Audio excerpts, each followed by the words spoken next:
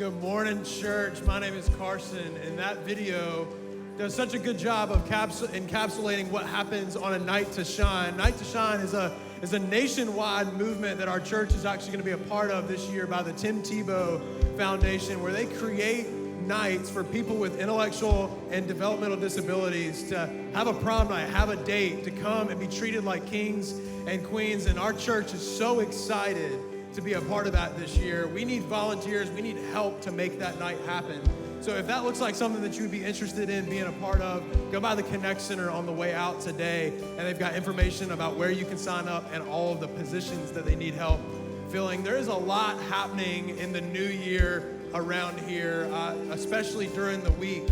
We've got a couple things we really want you to know about today. One is adult ministry study groups. There is a lot of classes and a lot of smaller group discussions about different things about God and faith and just exploring the questions that we have. And I would really encourage you, if that sounds like something that you would be interested in, to stop by the Connect Center on your way out and get information about that. They have a list of all of those different times and all of those different classes. I'd really encourage you to do that. And another thing that we want you to know about today is relevant is tomorrow night, a gathering for the men of our church, where we all gather to worship and to learn and grow together as men. So I would really encourage you to be there. You do have to sign up for that as well. So you can do that at the Connect Center. All three of those things can happen at the Connect Center or online today as you leave. Church, stand to your feet. We're getting ready to worship together in this place. I want to read to you something out of Psalm chapter 121. David is writing, and he says, I lift my eyes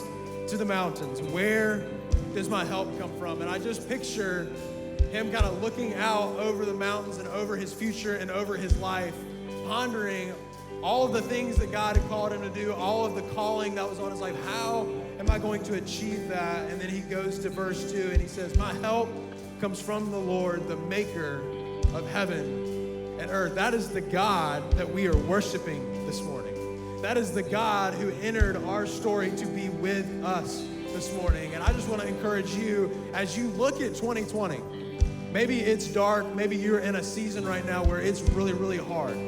Or maybe you're in a season right now where you are excited for 2020 and you're excited for what God is about to do. No matter where you are on that spectrum, I want to encourage you that your help comes from the Lord, directly from the Lord, to where you are standing right now, to what you are seeing right now, to what you are walking into right now. Your help comes from the Lord. So when we worship this morning, I want to usher in that help. I want to bring in the wind and the breath of heaven into this room this morning to assure us all that Jesus is in love with us. God's grace is sufficient and his plan is good for all of us in the room this morning. Let's worship God together in this place.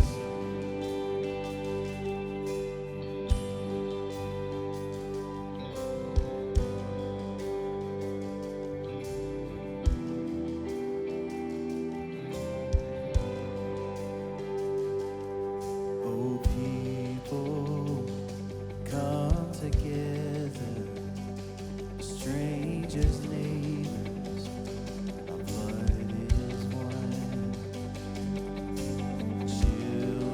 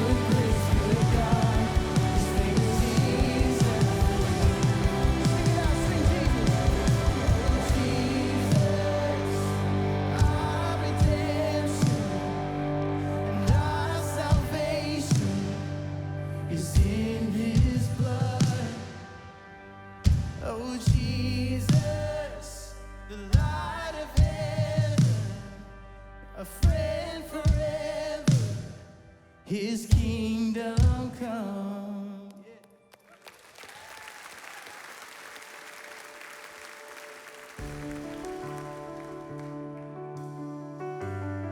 We're going to continue to sing to the only one worthy. We're going to lift our voices, lift our hearts, lift our words to him alone. Worthy of every song we could ever sing, and worthy of all the praise we could ever bring, worthy of every breath we could ever breathe. We live for you. We sing the name of Jesus. Jesus, the name above every other name. And Jesus, the only one who could ever save. You're worthy of every breath we could ever breathe. We live for you.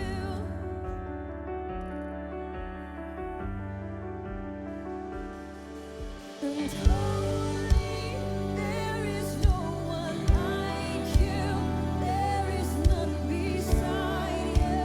Open up my eyes in wonder and show me who you are, and fill me with your heart and lead me in your love to Lord around me.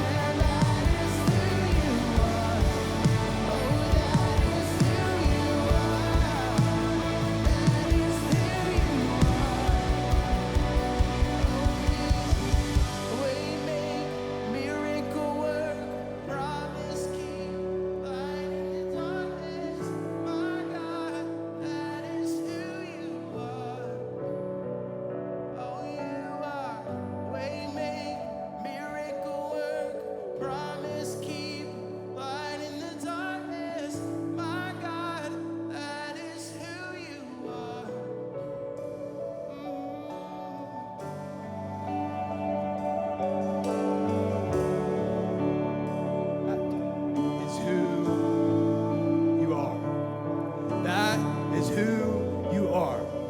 That is who you are. We are declaring who our God is in this place. Love for us is the very essence of God. God gave everything he had to have us.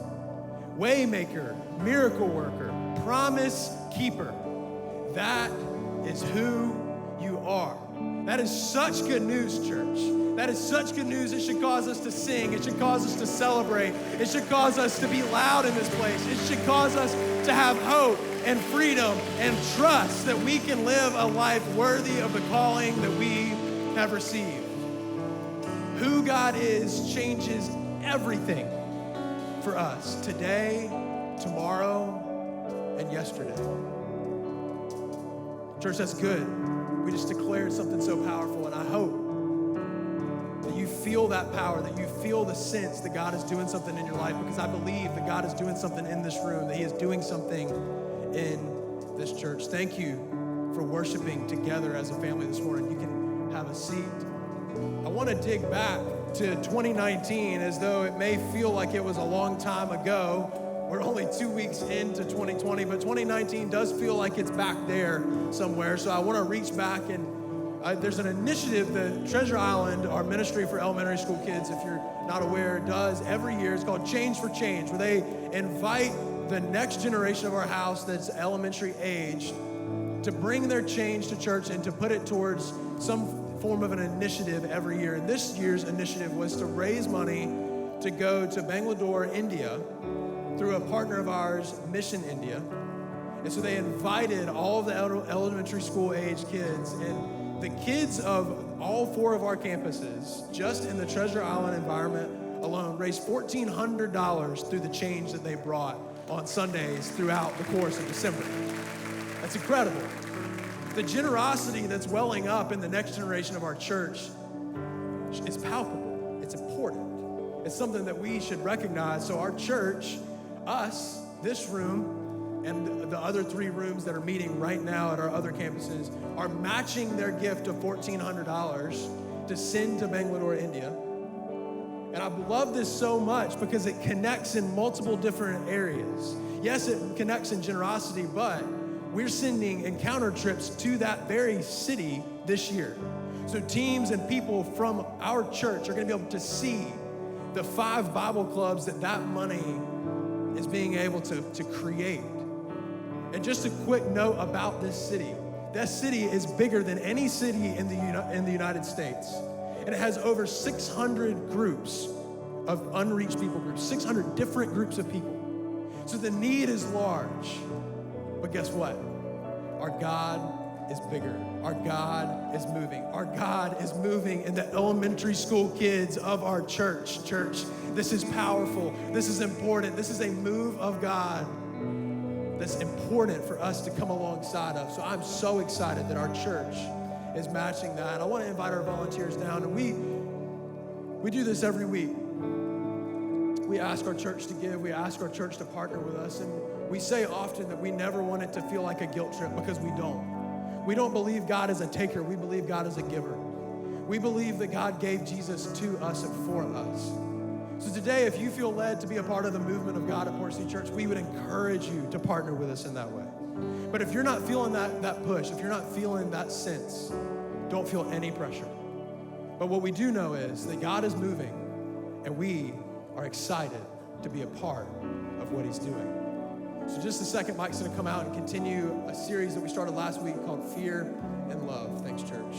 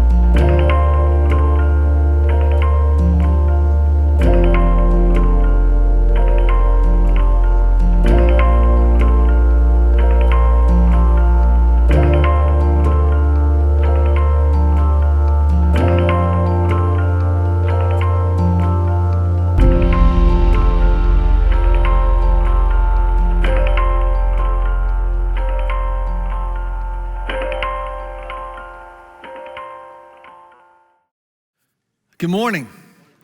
It's great to see all of you here. Thank you so much for being here. For those of you who you weren't here last week, Happy New Year to you guys.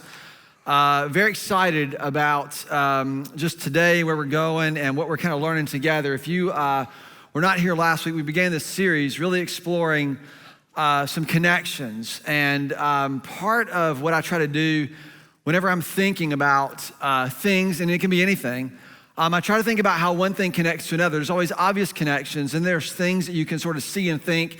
If you look just a little bit differently at something, you'll see something perhaps from a different perspective. And so, the obvious thing is when you think about love, everybody thinks about the opposite of love is hate or indifference. But as I began to kind of wrestle through this, I noticed that there's a much deeper connection that drives us far more powerfully and normally than we even realize. And it's the connection between fear and love.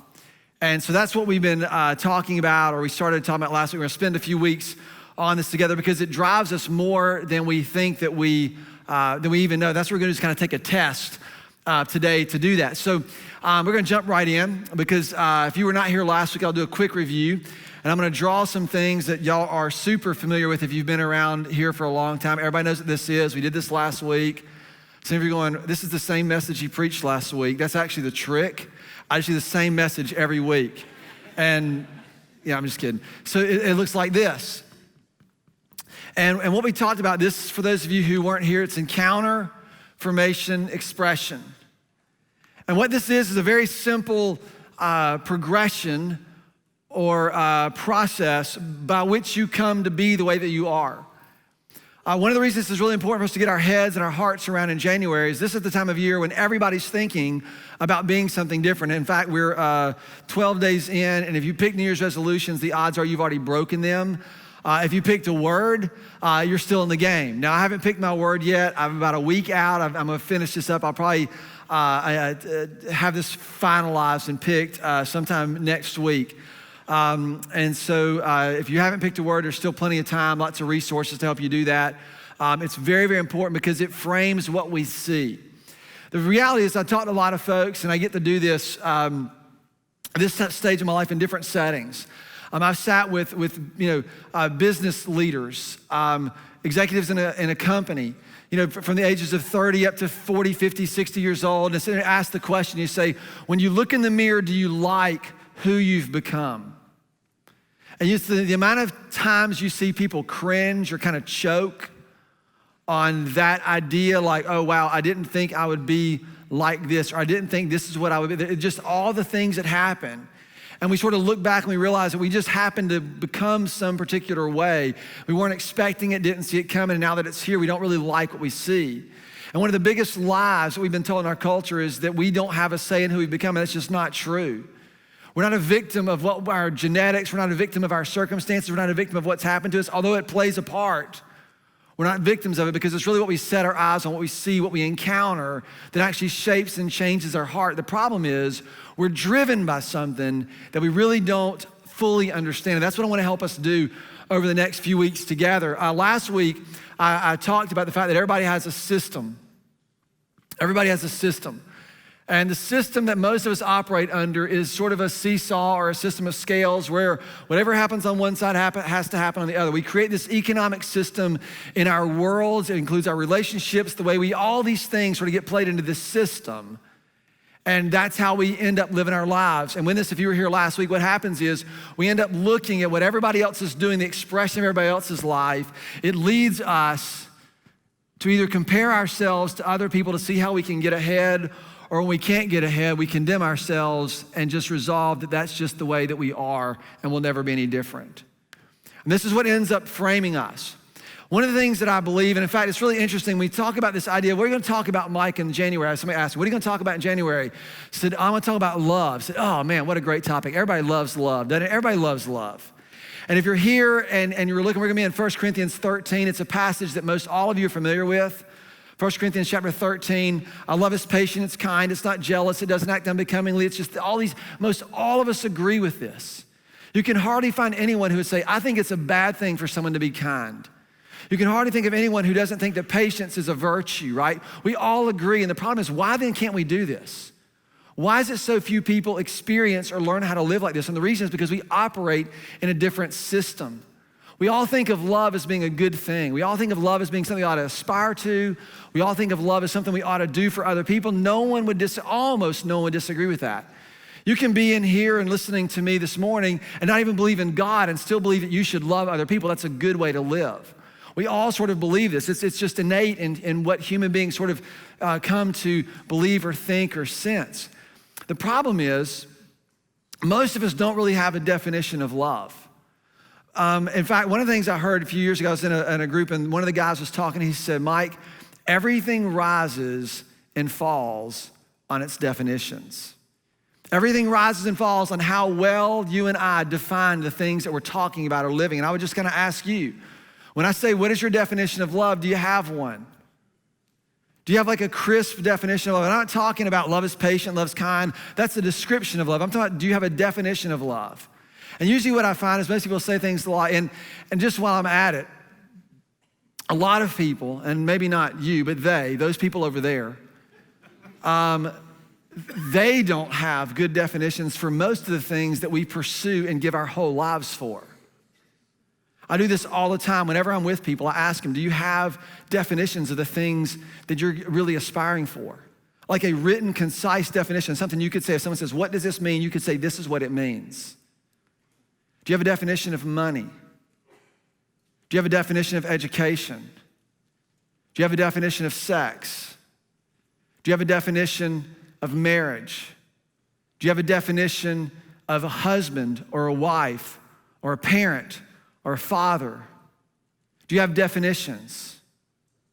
Do you understand what these things are? Do you know why this is so important? Because otherwise what's gonna happen is everything is gonna be seen through this lens of exchange. How can I do this to get what I want on this side? And it's gonna invade every relationship that you have and everything that you do, and it's gonna drive you throughout your life more pervasively than you even know.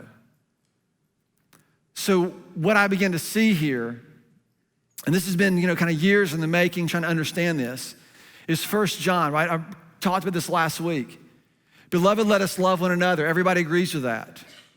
Beloved, let us love one another. For everyone who loves is born of God and knows God.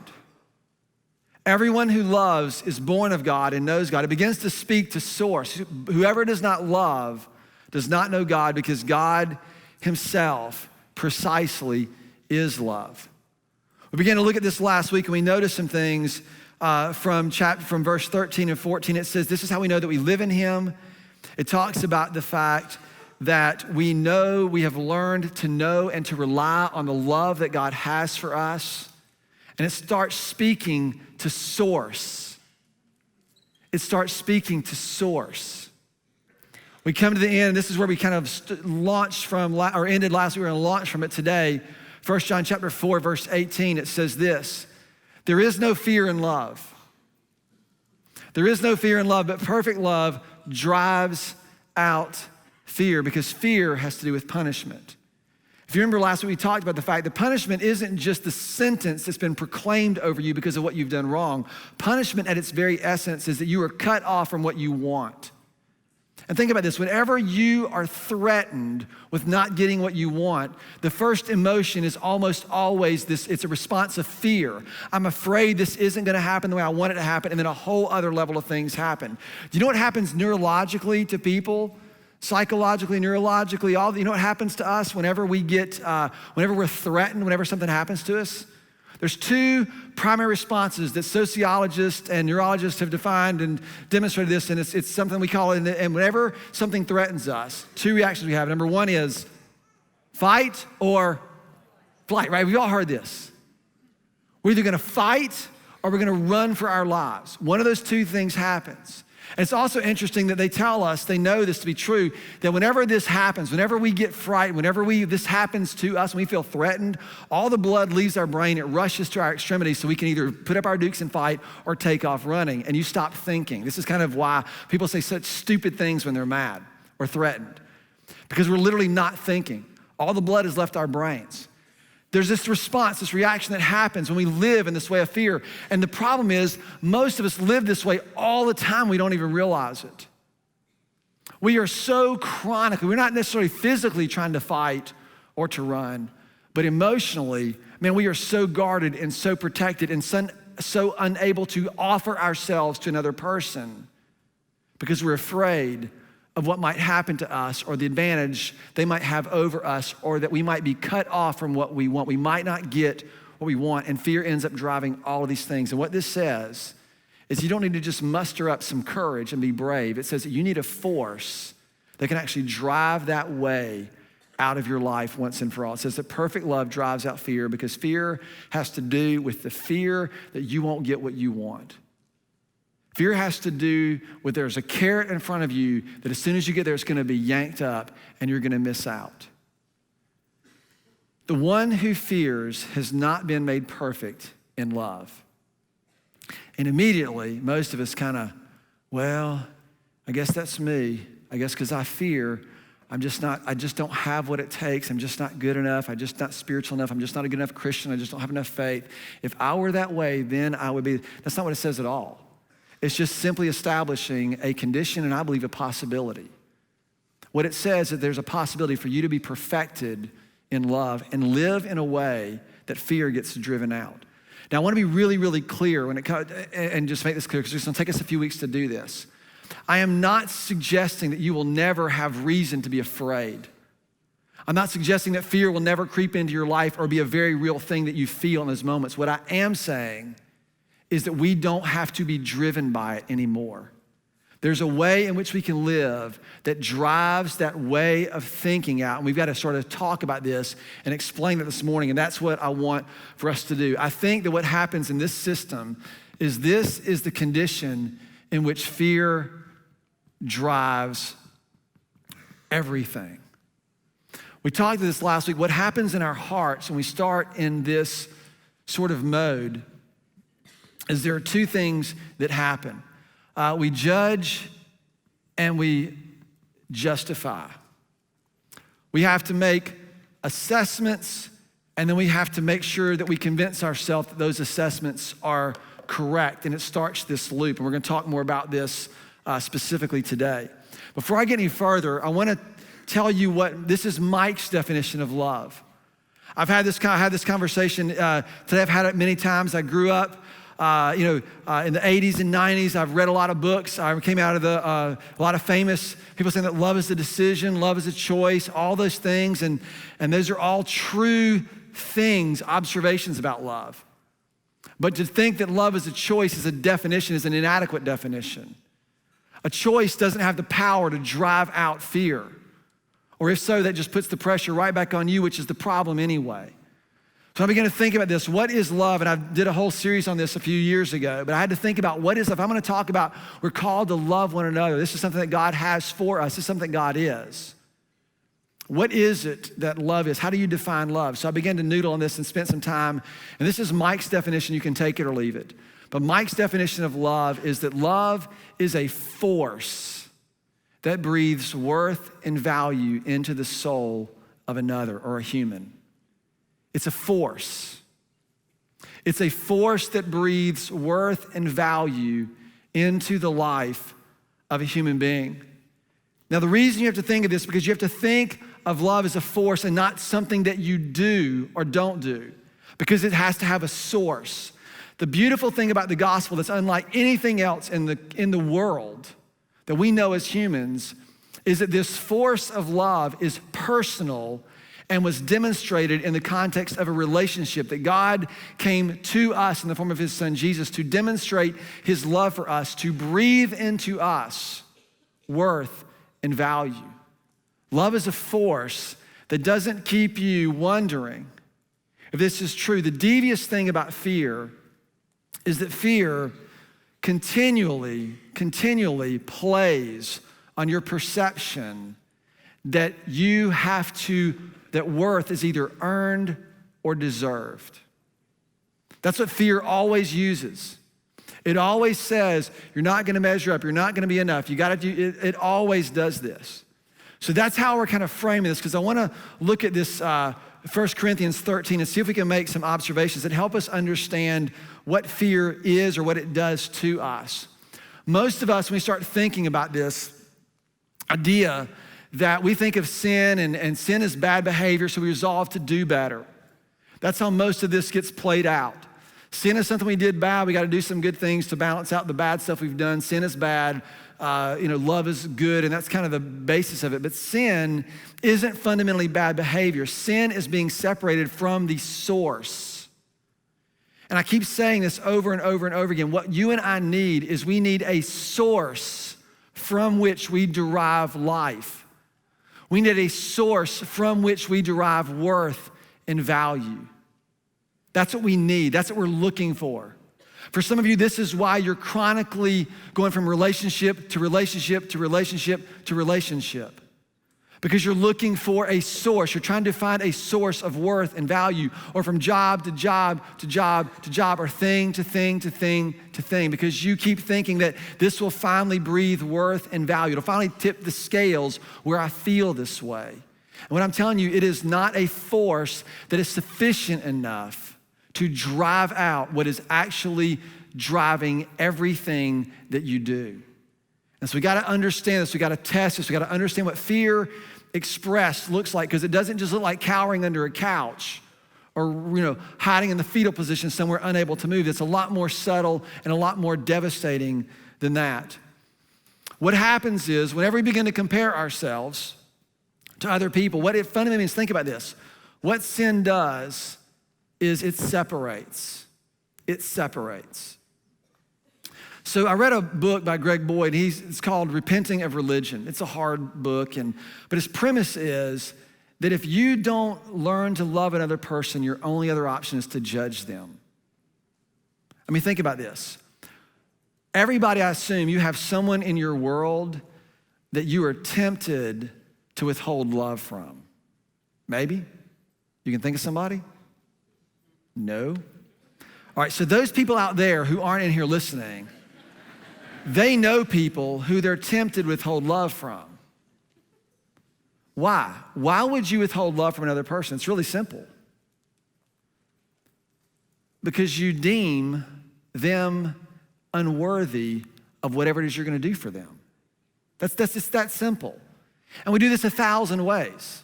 This is the root of why we divide people into groups, whether it's the who haves and the haves nots, whether it's your cool friends at school and the not cool friends. They don't need to be at the lunch table. This starts in elementary school, or this starts in preschool, right? When we start separating one another by what? Then it moves into all the big issues that we face in our culture, racism, all the other things, because it's the same thing. We look and we make an assessment. And here's the devious part, or the dangerous part of what this fear loop does. If I were, again, definitions, what do I mean by judge or judgment? I mean, judgment is this. To judge is this. It is to make assessments based on worth and value. It's to make assessments based on worth and value. That's what judging is. To justify is the reasons why those assessments are right. Now think about this. Most of us have made a judgment about certain things, then someone says, no, I think your judgment's wrong.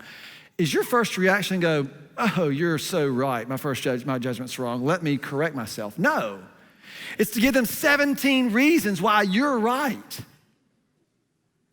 Because we do this, and we do this as a way to protect ourselves. And depending on what your particular fear driver is how deeply this drives you. When someone tells you realize that in neurology, right, that our brains don't necessarily tell the difference between being physically threatened or emotionally threatened. Our bodies react the same way. We protect, we pull back, and we're either gonna fight or we're gonna withdraw and run. And this is what happens, and we get in these loops. Does anybody here, and maybe you can just kind of press yourself on this a little bit, you have a position that you know you don't really believe, but you just keep justifying it over and over and over and over again because you're just afraid to let it go. You're afraid to let it go. This is exactly what happens inside of this world. And it just continues over and over again. And it drives this all the time. It drives this all the time. The reason this part of this is so important, because this is the beginning of the year, we're all thinking about change. We're all thinking about being different. And this is typically our scales. For some of you, this is what you're fired up about. And for others of you, you've just resolved that it's never going to be any different. So let's look at this in its context. So here's what we understand. 1 Corinthians 12 and 13, we're looking for 13 specifically. 1 Corinthians is a letter. It wasn't written in chapters and verses when it was originally written by Paul. We have added those later to make it easier to reference and study if you don't know anything about the scriptures. That's how it got to be that way.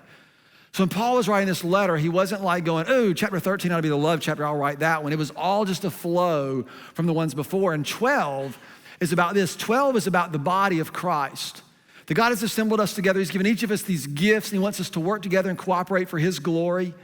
And then he starts listing out these gifts, and he's talking about leadership, and he's talking about authority, and he's talking about all these other things that can happen. He says, hey, some have the gift of apostles, and some have the gift of prophets, and some have the gift of teaching, and some have the gift of healing, and some have the gift of tongues, and some have this gift, and some have that gift. And then what he asks him, the very next thing he says is, you can go ahead, because I imagine what happened is that people were going, ooh, dude, you mean I can have that gift? I can have that gift over that gift. And he says, so he kind of says, so earnestly desire the greater gifts. But I'm going to show you something different. And then he goes into this chapter. So I want you to think about this in that mindset. Because a lot of us, do we hear the options that we have? You mean I can be that, or that? And it's like, oh my gosh, I want to be that. Why? Because we are either comparing it, some system that we're using to get what is, we're judging it and saying, oh, that gift's better than this one. And here's why I want it. And it's the same pattern over and over. This is exactly what Paul says as he closes this out. He says, all these gifts are available. He says, now earnestly, you can go ahead and desire the greater gifts, but I'm going to show you the most excellent way. You can keep playing in the realm of which one's better, which one's, you think you ought to have, which one might serve better, or you can step into another way of doing things. One way is going to continue the same old patterns that you've always continued, but I'm going to show you another pattern, another way. And that's exactly what he calls it. He calls it a way. A way. And then he says this, if I speak, and so it just keeps reading, right? If I speak in the tongues of men or of angels, but I do not have love, I'm a resounding gong or a clanging cymbal. If I have the gift of prophecy and can fathom all mysteries and all knowledge, if I have a faith that can move mountains, but I do nothing, but do not have love, I am nothing. If I give all I possess to the poor and give my body to hardship that I may boast, but I do not have love, I gain nothing. And when you read that, everybody kind of agrees with that, right? Everybody's like, yeah, it's kind of dumb to get all this stuff and not have love. Everybody agrees with that. That's kind of the point of this section, except what we miss is he's speaking to some things that we would normally use to confirm our worth and value. If I just had this gift and could do this, then I would be more valuable or worthy. If I could just do that thing, then I would be more valuable or worthy. If I could do this, then people would be really impressed with the way I wrote or talked or my insight, then I'd be worthy or valuable. All of these things that he mentions are all ways and things that we use as currency to tip the scales to say you actually do matter. And Paul's like, forget that. If you do all those things and you miss it here, you miss the whole thing. You've got to get this in your head in order to understand this, because then here's where it gets to. Verse 4 says this. This is where we all love. We just pull out the roses and our calligraphy pens. Love is patient and love is kind. You know, patience is annoying. You don't write it with a calligraphy pen. You scribble it with a pencil in a desk, right? It's like, oh. Love is patient. Love is kind. It does not envy. It does not boast. It is not proud. It does not dishonor another human being. It is not self-seeking. It is not easily angered. It keeps no record of wrongs. Some of you just went, you could feel it in your throat, gulp. Why? Why would you be worried about not keeping a record of someone else's wrongs, especially someone who's wronged you over and over again. Let me tell you why. Fear. Because what you're afraid of is if you don't keep a record of wrong, they're never going to know what they have done, and your case will fall apart. If you don't keep a record, there's no evidence. You see how quick this happens? It's one or the other. Keep going. Love does not delight in evil, but it rejoices in the truth. Now, what I did in my notes is I sat down and I just made this list. I just wrote it down. Patient, kind, not boastful, not proud, doesn't envy, doesn't dishonor, isn't self-seeking, does not delight in evil, but it rejoices with the truth. And then it says this, it always protects, it always trusts, it always hopes, it always perseveres. Love never fails. That's beautiful, isn't it? Right? We all had it read at our weddings, man. It's like, yeah, of course it's beautiful. Love never fails. Let me ask you a question. How many of you have ever felt betrayed by love? That love didn't protect. It didn't persevere. It proved untrustworthy. Let me tell you why. Because your source was insufficient. It can't be built on anyone or anything else in this world. It can only come from its origin, and more importantly, it only comes from the actual person who is this, and that is God himself. I want you to see this because this is so important. If you don't get this, you will be driven by fear for the rest of your life. When I began to think about this, so what I always do is when I'm wrestling with things, I'll look at these verses, and if you'll back up one to say verse 6 or 5 will be fine. It says that love does not delight in evil, but rejoices with the truth. I try to think about what are the opposite of these things, right? If love is kind, what is the opposite of kindness? If love is patient, what is the opposite of patience? And so we'll just play a little test here, right? If love is patient, then fear is, what's the opposite of patience? Impatience, right. And you know what I do with that word? I scratch it out because that's too easy. Everybody would say the opposite of patient is impatient. So I began to dig a little deeper. What is the opposite of patience? Like if I'm not patient, what is actually going on? I'm not just being impatient, something else is happening. If I'm unkind, right, it's not that I'm just being unkind, something else is happening. If I'm keeping a record of wrongs, I'm not just pulling out my list going, you don't know what you did wrong. Something else has happened. You got to get underneath and understand those things, because if love is expressed in kindness, in humility and all these things, we've got to then look on the opposites, and I think it makes sense that this is how fear gets expressed. The low-hanging fruit is that fear is always expressed in your being cowering and afraid and withdrawn, but there's a whole host of ways that we would never consider them to be fearful responses, except it's fear that's driving everything that's happening. So here's my list. Perhaps you'll see yourself in it somewhere. If love is patient, then fear forces itself. It forces its way at the expense of anything else. And when it can't force its way, it withdraws. You ever done this in your relationship with your spouse or your kids? Just do what I say. If they don't do it, you just say it louder with more force. If they don't listen, you just, you walk away. It's not patience. It's the exact opposite. What about love being kind? Love being kind. Well, you know, the opposite, that's kind of low-hanging fruit, but being kind, opposite of being kind is just being mean. I said, well, I'm not mean. You're not mean. Nobody's mean. You're not mean. Have you ever asked someone a question that you already knew the answer to make them feel ashamed or unworthy or belittled? Or made a comment about something that you already knew so that they'll have to step back into the shame that they already feel? It's really interesting. This loop always gets sucked up in these two emotions. It's shame and guilt. This is just the pool in which those two things swim.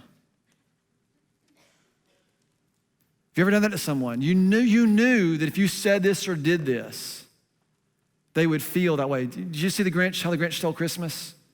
Jim Carrey version, best one ever, right? Mayor Mayhew, what does he give the Grinch for a gift? Remember? He gives him the gift of a Christmas shave. Why? Because he knew it'd be a dig into the thing he hated more than anything else. Have you ever used things that you know harm another person? Now that's mean. For some of you guys who are younger, you're high school, middle school, college age, you post stuff online or you Snapchat the group and you know one of the friends in that group isn't in that group and you're kind of doing, oh, I didn't really think about that, but you knew they weren't in the group and you knew how they'd feel if you did it, and you did it anyway. Love is kind. Fear pulls stuff like that off. What about when love doesn't boast, or fear always compares? Fear is always comparing to see where you measure up, to see how you stack up. It has to promote itself. Even when I give you the list, love is patient, love is kind, love is not jealous. You know, a lot of us do, we start to write the list out, then you create your little scale, right? On a 1 to 10, how patient am I? You notice whenever we're doing this, most everybody, whenever I ask people this all the time, how are you doing on the scale? They pick a 5. I'm like, you can't pick a 5. You gotta be a 4 or a 6, one or the other. We start scaling this out. How are you doing? Love is patient, love is kind. We start scaling ourselves. And what you're usually doing is you're scaling yourself to see how you're doing compared to other people. And the worst thing about it is when some people you look at, it says love is not easily angered, love is not this, you go, I've tried to change, I just don't think I ever will. And so there you are. It's all driven by fear. Fear undermines. To dishonor another person is to undermine their worth or value. We could talk about that. Fear is quick-tempered. You will pay for crossing me or not getting my way. Do y'all know anybody like that? It's easily provoked. Fear is easily offended. The thing that makes me nuts is how easily offended our whole planet is. Like you don't have a choice in what offends you. You do. But it's like so cool. I'm offended by all the right things. It's like, that's not a sign of being right. It's a sign of being immature and not being in control of your emotions or understanding or thinking. It's being driven by fear. Love is not easily offended. Love can handle things. The way of love isn't bothered. But people ask, Mike, I'm going to tell you something about your church, and you know, I know it might offend you. I said, oh, you have no idea. I'm very difficult to offend. I work here. I know all the bad stuff about the church. I can out-complain anybody. It doesn't offend me. Why? Because it rejoices in the truth. It rejoices in things coming into the light to understand so we can become. Right? How easily, you can spend your whole life and just be offended by everything all the time, and you're never gonna be any different. Because you're always gonna resist the thing that you need most, which is the truth, and that's the last thing. Fear resists the truth. Fear will play games all day long. Some of you know exactly, some of you play games in your own internal world with behaviors that you know are unhealthy, with habits that you know are unhealthy, with things that you know you shouldn't be doing because it's harming your marriage, it's harming your kids, it's harming your relationship with work, it's harming all of those things. But you got reasons why you keep doing it over and over and over again. What I'm telling you is you're driven by fear. You're driven by fear. Even the fact that you keep no records of wrong, right, is a fear response. Fear always exploits your sense that things are earned or deserved, and it keeps you from doing what you need to do, which is to receive. As long as you have to earn or deserve, you will never be in a position to receive. You will never be in a position to encounter. There's a reason why I think, it's so funny. We always draw formation as kind of our heart. We think about this. And we always draw love in the same way. And we say, God is love. Because perhaps what you look at will be what you become. Perhaps. So, Mike, how then do you receive this love? What does this look like? I can't tell you today. Sorry. Next week. But I want, because here's the problem. Even that brings a sense of fear. What you've got to do first, and I wish if I had 2 more hours, I'd do it. I just don't. And none of you are willing to sit here for 2 more hours. You are, thanks. Yes! That just made my whole day, right? So here's what you have to do first, and this isn't quick and it's not easy. You have to understand what is driving you. You have to see it. The encounter that you need, most of us, our encounters are what everybody else is doing and how we stack up to what everybody else is doing, their expectations. That's what most of us are seeing all the time. You have got to see something different. You will not be in a position to receive if you're just trying to use one more thing to keep tipping the scales. This kind of love has the power, it's the force that drives out fear. It's powerful. It's interesting. Someone asked me last week, so Mike, are you gonna talk about the fear of the Lord? Like, right, we use electricity all the time. It's not that big of a deal, but you know it can kill you. That's the picture. Right, God it's not that he's not for us. It's just that it disrupts or has the power to disrupt everything that you think about everything. To encounter his love means a lot of the positions that you've held onto because it protects you, it keeps you doing the things you've always done, are going to be dismantled. Not in some kind of harmful way, but in a way that breathes worth and value. For some of you, you keep trying to believe based on the scales. When the source of all life breathes life into you, you don't get courage, you come alive. That's what you need. So here are the 3 questions that I want to leave you with. You can answer them. We'll join next week and see if we can figure this out. Question number 1 is, what is the source of your worth and your value? And if it were me, and I know it's not, I would, we'll post this on Instagram or all of our stuff so you can get it if you don't have time to write it down. I would get my journal out. Are y'all surprised at this? And I would write the question down and I would answer it, or do it on my computer, and I would answer the question. Because what you'll do is you'll go, yeah, my worth is, it's God. He's a source. And you'll stop looking the fact that you're depending on your marriage or your kids or your success in your job or your financial stability or the cars that you drive or the stuff that you have or all the other things that we all are prone to using for worth and value.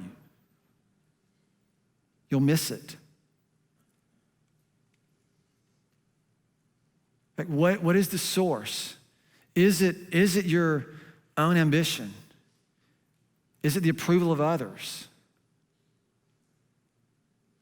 Do you need people to tell you that you're awesome in order to breathe worth and value? I'm not saying you shouldn't do that. You should tell people they're awesome. But what is it for you? Is it a position? Is it accomplishment? Is it the next deal? What is it? Question number 2, how do you see fear getting expressed? And by that I mean that list. How do you see it driving your life? How is it? How can you tell? Are you hiding things from other people, concealing them? And you know what I'm talking about. Are you deliberately holding on to things and you continually try to convince yourself that you're right because you're afraid? Maybe it's actively deceiving people. You give people just enough information to think what you want them to think about you. We have the most beautiful tool to do that. It's called social media, right? I'd really encourage you to sit down and look at your posts for the last year, 6 months, whatever it might be, and go, does this really reflect remotely what's really happening? I'm not saying you got to use it for I hope you understand what I'm saying, but it's a way we can project. And it's because if anybody knew, we would be. And then is it projecting yourself? Is it proving yourself? Is it comparing yourself? What are these things that are chronically happening? And then number 3 is, what encounter do you need in order to drive out all those or any of those expressions? And here again, it's easy to go, I just need an encounter with God. Yes. But what I want you to answer this question, I want you to get like a descriptor. So like if you're one who's tended to hide and to project an image, I want you to get to the root. And you may need to ask your friends, you may need to get some really good, to start thinking like, what is it that's driving this? Because your encounter with God might need to be that he just tells you you're worthy because I made you, because you're so guilt-ridden. Or it might be a collision with the truth in a way that you've just been flat afraid to acknowledge because of the implications on your choices or your decisions or whatever might be happening. And when I'm saying this, I don't want to be generic because we're going to learn this next week of what it looks like for us to collide with this so that we become whoever is born of God and knows God loves, because God himself is love. And he is the force that breathes worth and value into you in such a way that it drives out fear. Man, wouldn't that be cool if we could learn how to live in that way? It's possible. Father, thank you. I ask that you help us, God, as we wrestle these questions, not to let the enemy continue to breathe shame and guilt, but rather, Father, these would bring hope and worth and value and dignity and beauty and call and redemption. God, I ask that you would do that. Father, I thank you that in the demonstration of your love, you just didn't send us a card or even a note, but you came in flesh and you dwelt and you demonstrated your love in a way that would end up in the sacrifice of your Son.